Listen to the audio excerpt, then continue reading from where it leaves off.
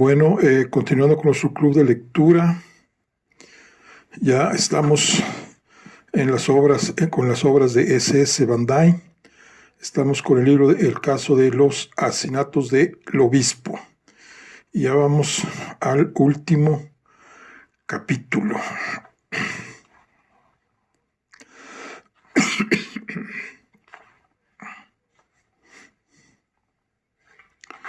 Último capítulo, que es el capítulo 26.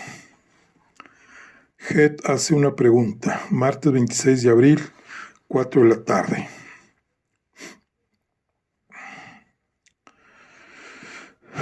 Cuando una hora después, Margahan, Vance y yo salimos de la casa de Dillard, creí que el caso del obispo había terminado. Y en lo que al público se refiere, había terminado efectivamente. Pero había otras revelaciones que conocerse, y esta era, en cierto modo, el más asombroso de los hechos que se revelaron aquel día. Head se reunió con nosotros en la oficina del fiscal, después del almuerzo, pues había varios delicados asuntos oficiales que discutir. Horas después, la misma tarde, Vance pasó revista a todo el caso, explicando muchos de los puntos oscuros. Arneson nos ha sugerido ya el motivo de estos absurdos crímenes, comenzó.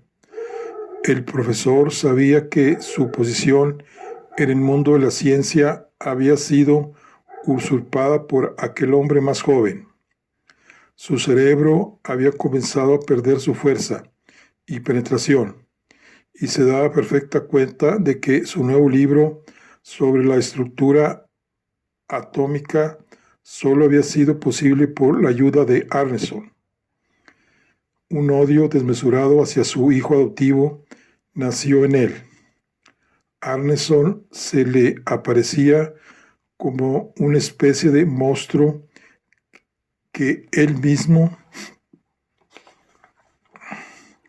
como Frankenstein, había creado, y el que ahora se alzaba para destruirlo. Su rencor intelectual se hizo más vivo merced a unos recónditos celos emocionales.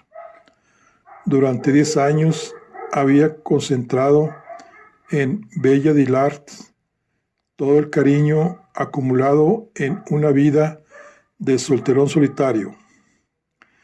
Ella representaba su único apoyo en todas las nimiedades de la vida cotidiana. Y cuando vio que Arneson se la iba a arrebatar, su odio y resentimiento redoblaron su intensidad.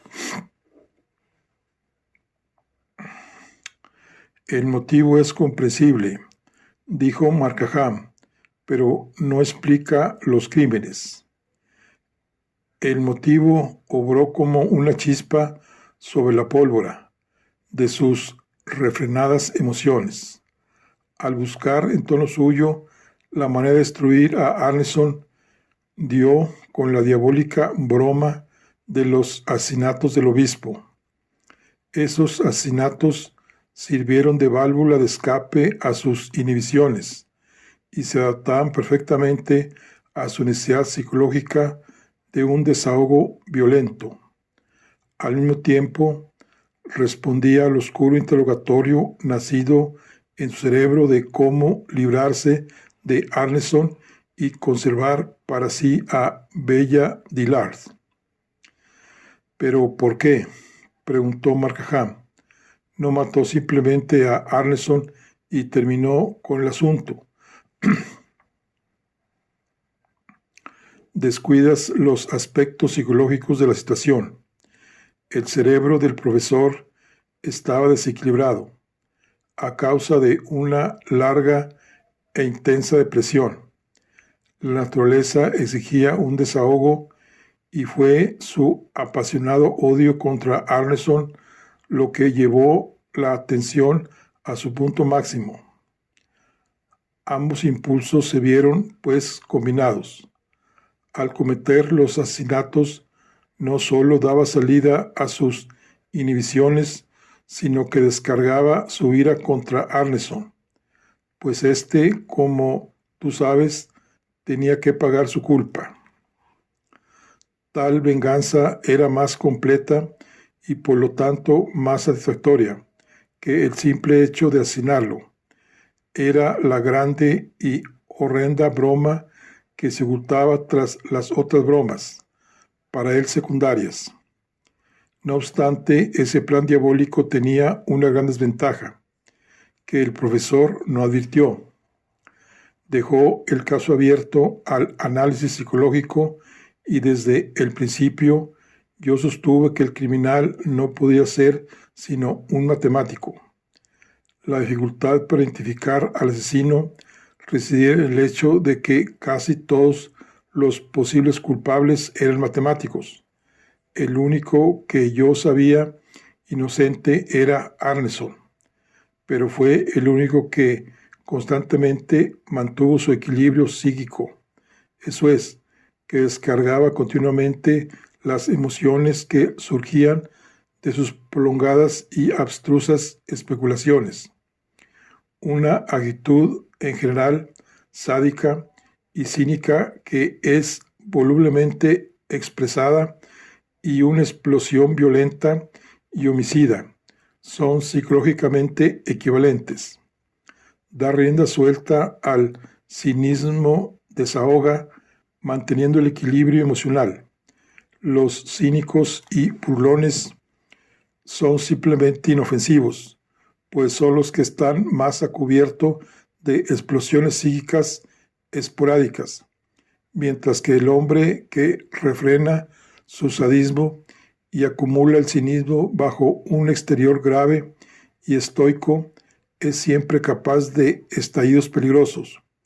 De ahí que yo supiera que Arneson era incapaz de cometer los crímenes del obispo y que sugiere que lo dejaras ayudarnos a la investigación.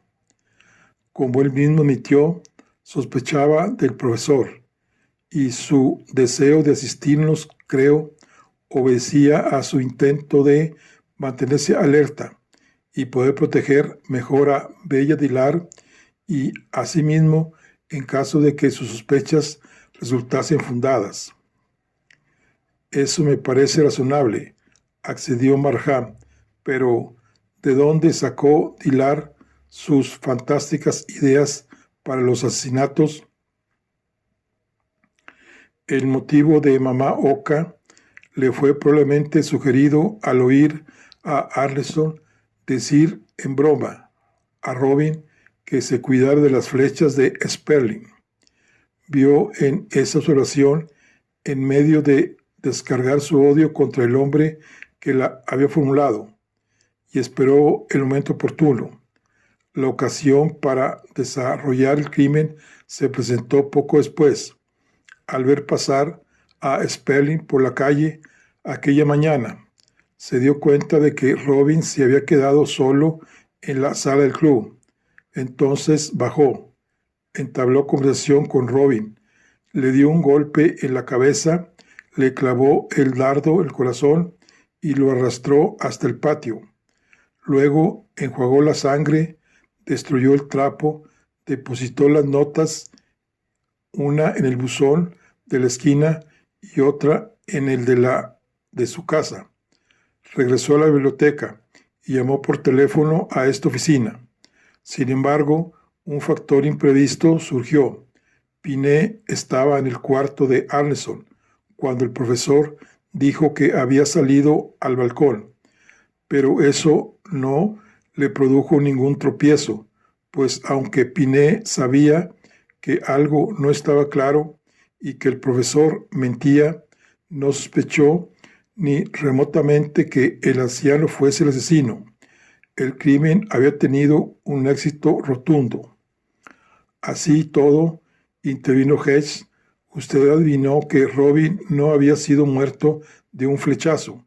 Sí, Por el aplazamiento del cabo del dardo, inferí que había sido clavado como a golpes de martillo en el cuerpo de Robin, y por lo tanto dedujo que el muchacho había sido asesinado en la sala después de desmayarse por un golpe en la cabeza. Por eso supuse que el arco había sido arrojado al patio a través de la ventana.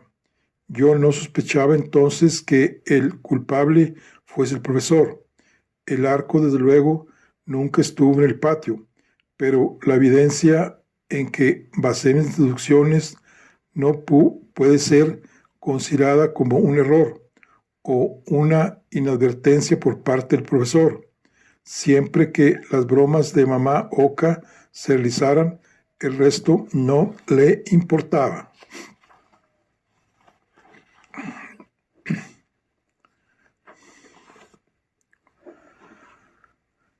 ¿Qué instrumento crees tú que usó?, preguntó Markham. Su bastón, sin duda. Habrás observado que tiene un enorme puño de oro, que constituye un arma verdaderamente mortífera.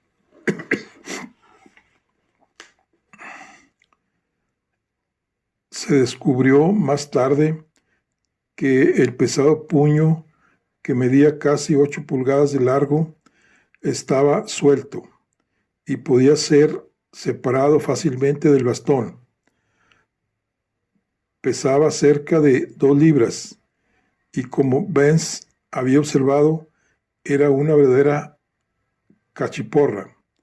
Si había sido o no hecho a ser especialmente para el objeto en que fue empleado, es desde luego algo que no puede saberse. Nota del traductor. Diré de paso que me inclino a creer que exageraba su gota para despertar simpatías y alejar posibles sospechas. Y la idea para el asesinato de Spring, después de la muerte de Robin, pudo haber buscado deliberadamente material para otro crimen.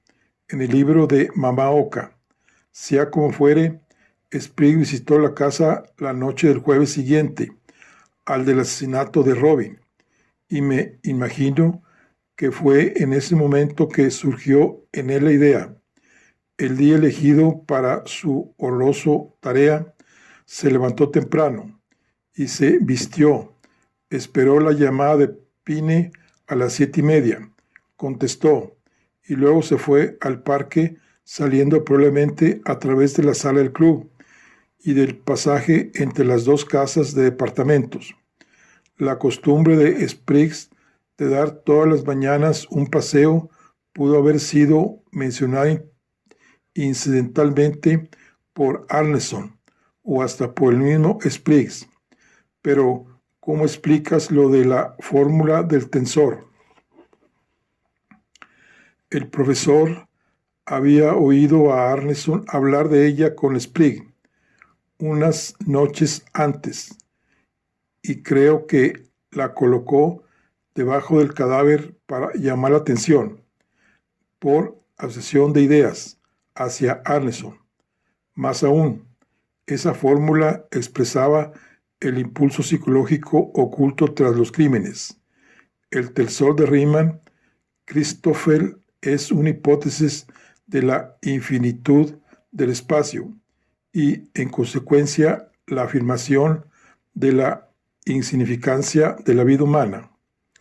Ella seguramente se satisfizo el subconsciente pervertido humor del profesor, suministrando más homogeneidad a su monstruosa concepción.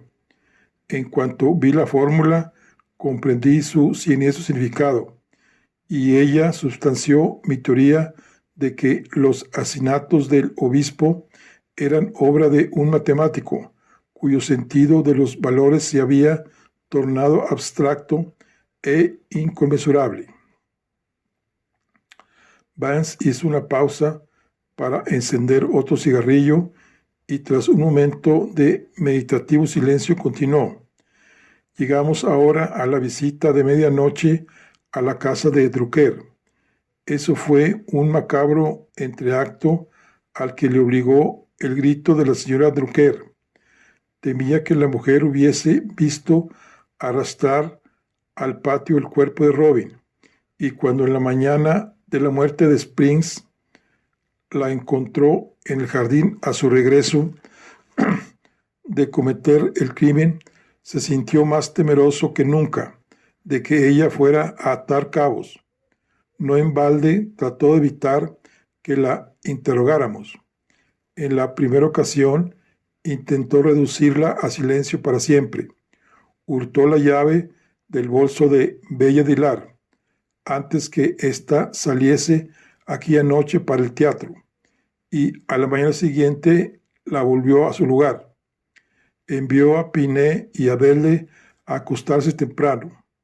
A las 10:30, Drucker se quejó de hallarse muy fatigado y se fue a su casa. A medianoche supuso que el terreno estaba libre para su siniestra visita.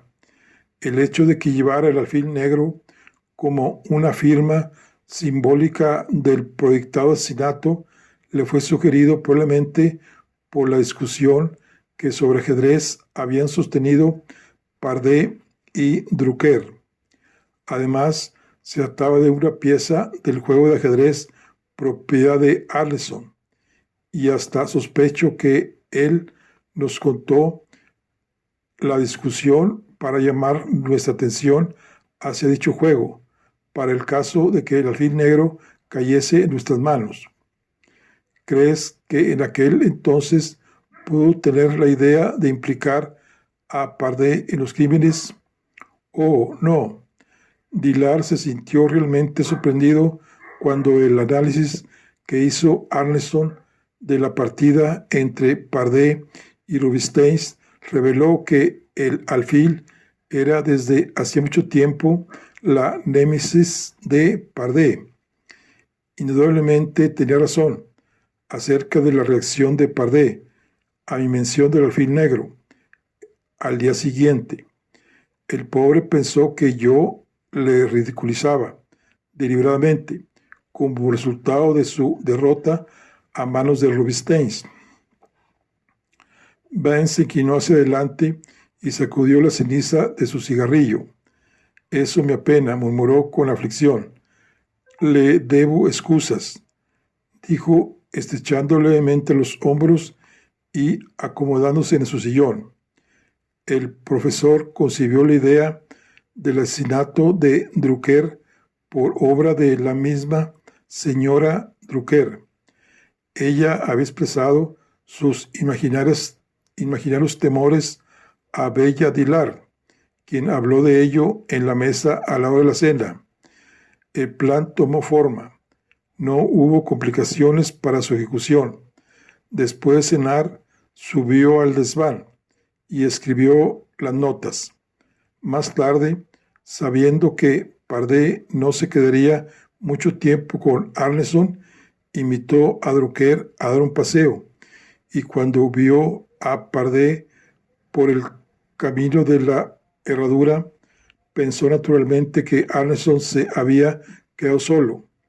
Tan pronto Pardet se alejó de ahí, asestó un golpe a Drucker y lo arrojó por encima del parapeto. Inmediatamente tomó el camino hacia el Drive, cruzó la calle 76 y fue al aposento de Drucker, volviendo por donde había venido.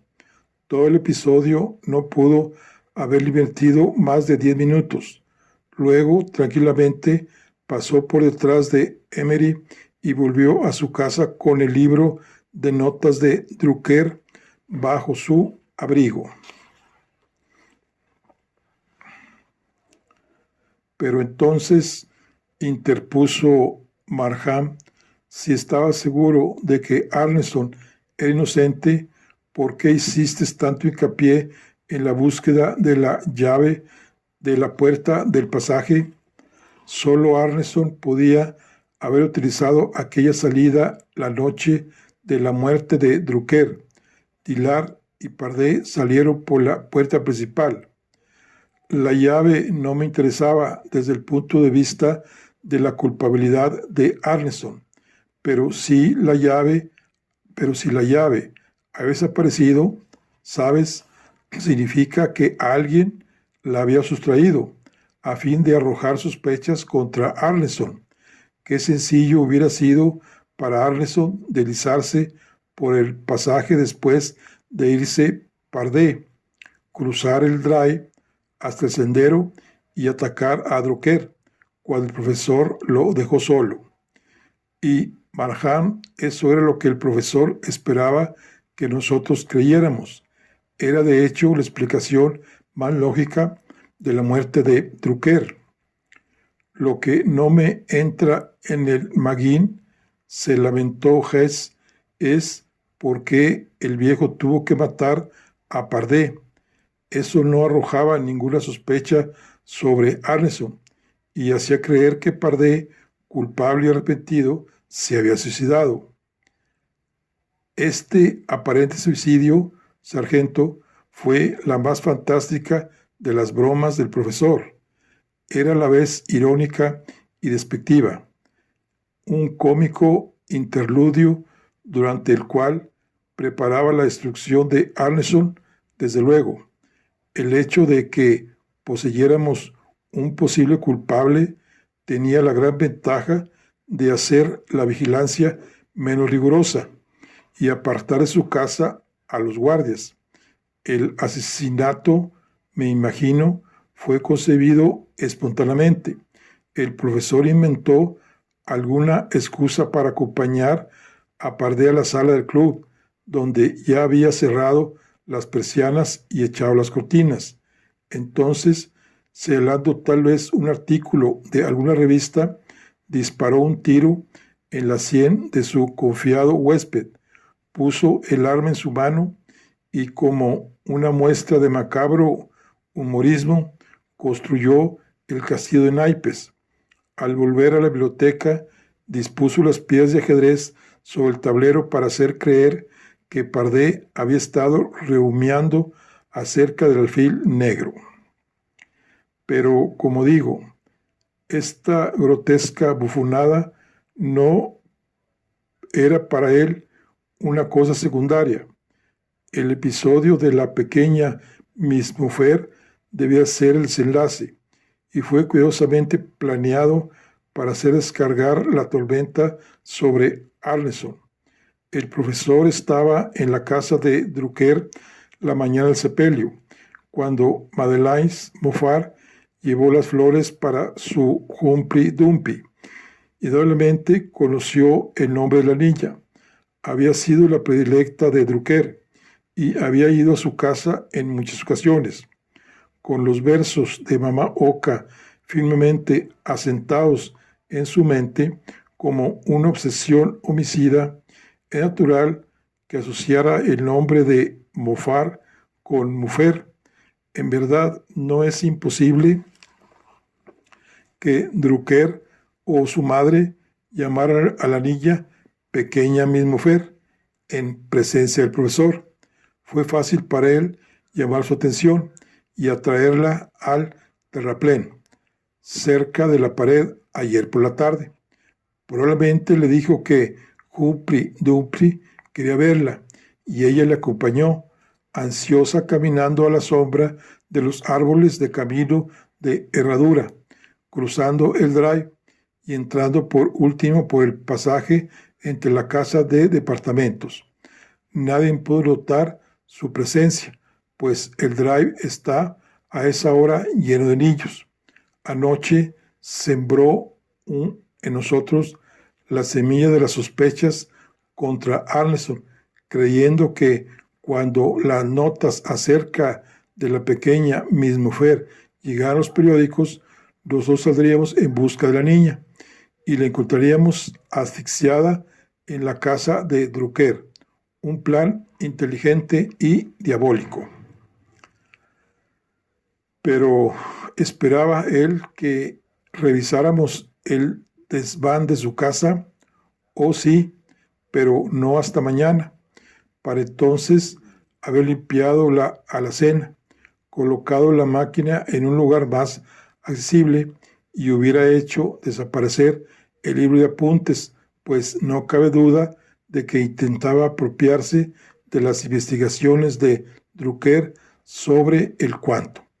Pero llegamos con un día de anticipación y desbaratamos sus cálculos. Marjan fumaba caviloso. Dices que fue anoche cuando te convenciste de la culpabilidad de Dilar al recordar al personaje del obispo Arneson. Sí, eso me dio el hilo. En ese momento comprendí que el objeto del profesor era cargar a Arneson con la culpa y que la firma de las notas había sido elegido con ese propósito. Esperó bastante tiempo para llamar nuestra atención hacia los pretendientes, comentó Markham.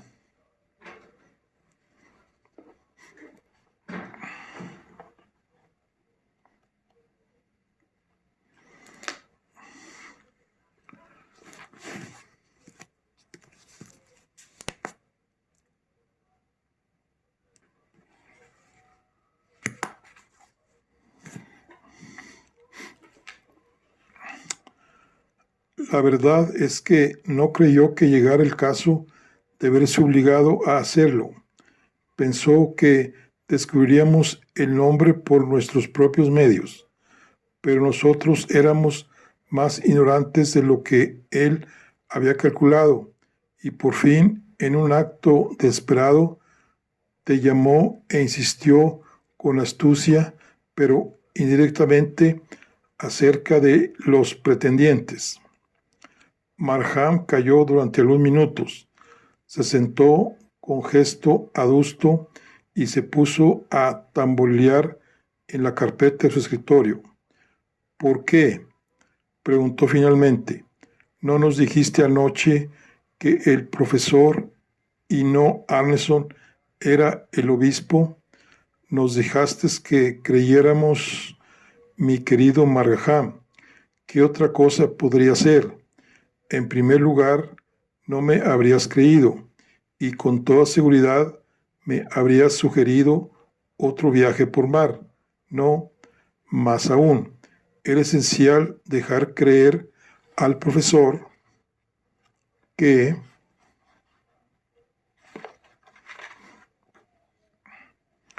sospechábamos de Arneson. De otra manera, no habríamos tenido ocasión de forzar la situación tal como lo hicimos. El subterfugio era nuestra única esperanza, y yo sabía que si tú y el sargento sospechabais de él, con seguridad habría desbaratado el juego.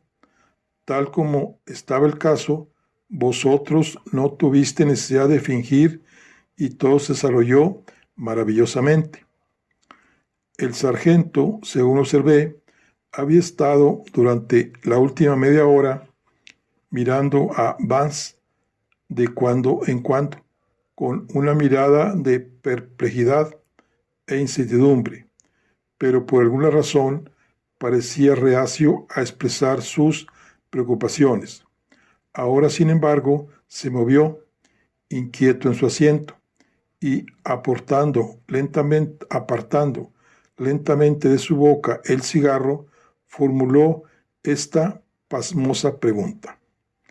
No es que me queje de que usted no nos haya puesto sobre aviso anoche, Mr. Bates, pero lo que yo quisiera saber es por qué, cuando usted saltó y señaló la placa que estaba sobre la repisa, hizo el cambiazo con los vasos de Arneson y el viejo.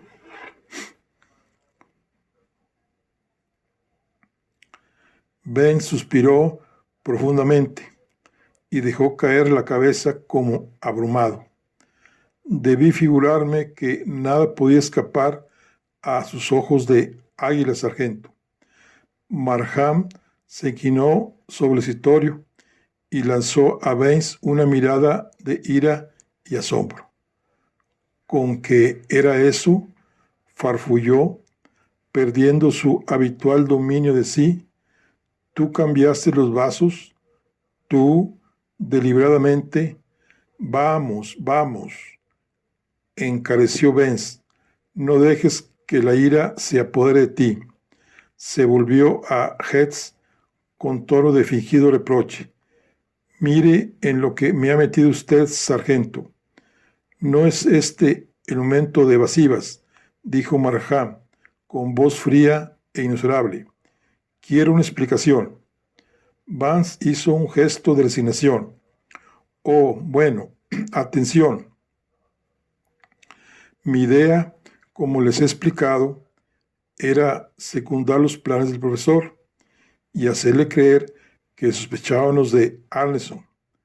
Esta mañana le hice ver, a propósito, que no teníamos prueba alguna y que si arrebatábamos a Arneson, arrestábamos a Arneson, sería dudoso que pudiésemos sostener la acusación. Yo sabía que en esas circunstancias él tomaría una resolución, que trataría de afrontar la situación de una manera heroica, pues el único objeto de los asesinatos era evidentemente destruir a Arneson. Confiaba también en que él daría algún traspié y se delataría. ¿Qué sería? No lo podía suponer, pero nosotros nos mantendríamos alerta, vigilándolo. Luego, el vino me dio una idea. Sabiendo que tenía en su poder ácido prúsico, traje a colación el tema del suicidio e inculqué así la idea en su cerebro. El profesor cayó en la trampa e intentó envenenar a Arneson, haciéndolo aparecer como un suicidio. Le vi subrepticiamente vaciar una ampolla llena de un líquido incoloro en el vaso de Arneson cuando sirvió el vino en el aparador. Mi primer impulso fue detener al asesino y hacer analizar el vino. Podríamos registrarlo y sacar la ampolla, y yo podía atestiguar que le había visto echar un contenido en el vaso. Esta evidencia, además del reconocimiento por parte de la niña, podría satisfacer nuestro propósito, pero en el último instante, después que volvió a llenar nuestros vasos, decidí seguir un camino más expeditivo. Y por eso distrajiste nuestra atención y cambiaste de lugar los vasos. Sí, desde luego. Pensé que un ser como él merecía apurar la copa que había preparado para otro. Tomaste la ley en tus manos. La tomé en mis brazos. La justicia estaba indefensa. Pero no seas tan severo. ¿Harías comparecer a una víbora ante un tribunal? ¿Harías juzgar a un perro rabioso? No sentí más escrúpulos al ayudar a un monstruo como Dilar a irse al más allá que los que hubiera tenido para aplastar a un reptil venenoso a punto de atacarme. Pero eso es un asesinato, exclamó Markham con horror e indignación. Oh, indudablemente, dijo Ben serenamente. Sí, desde luego, un acto vituperable. Dime, ¿vas por ventura a arrestarme? El suicidio del profesor Dilar terminó con el famoso caso del obispo y automáticamente lavó de toda sospecha la reputación de Pardee.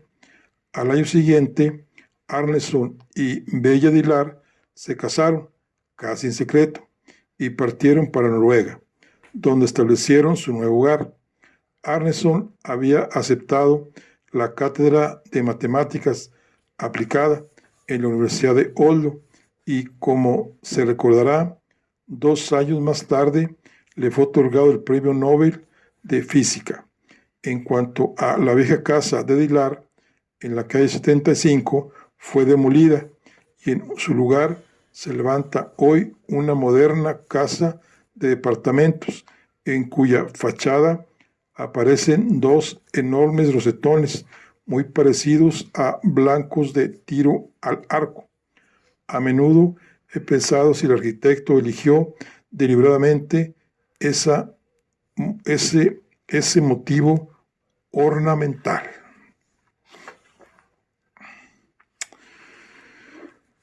Bueno, y aquí concluye. Vamos a ver nada más, ya por concluir, aquí una mini biografía del autor, que es William Huntington Wright. Nació en Virginia, Charlottesville, el 15 de octubre de 1888 y muere en Nueva York el 11 de abril de 1939. Crítico de arte y novelista estadounidense. Publicó toda su obra bajo el seudónimo de S.S. Van Dyne. Es conocido por la saga de novelas policíacas protagonizadas por el detective Philo Vance, que fueron adaptadas al cine y a la radio. Tras terminar los estudios de arte, consiguió un trabajo de crítico en un periódico que compaginaba con la escritura. En 1923 enfermó y quedó postrado en la cama durante 2 largos años. Oficialmente el origen de dicha enfermedad era por exceso de trabajo, pero en su biografía póstuma se afirmó que el origen no era otro que el de su adicción a las drogas. Aprovechó este tiempo de reposo para escribir varias novelas de misterio, como la saga protagonizada por Vance, con 12 entregas, entre las que destaca el caso de los asesinatos del obispo, publicada en 1928. Bueno, y aquí ya concluimos nuestra novela. Aquí terminamos con el club de lectura y nos vemos en la siguiente. Hasta luego.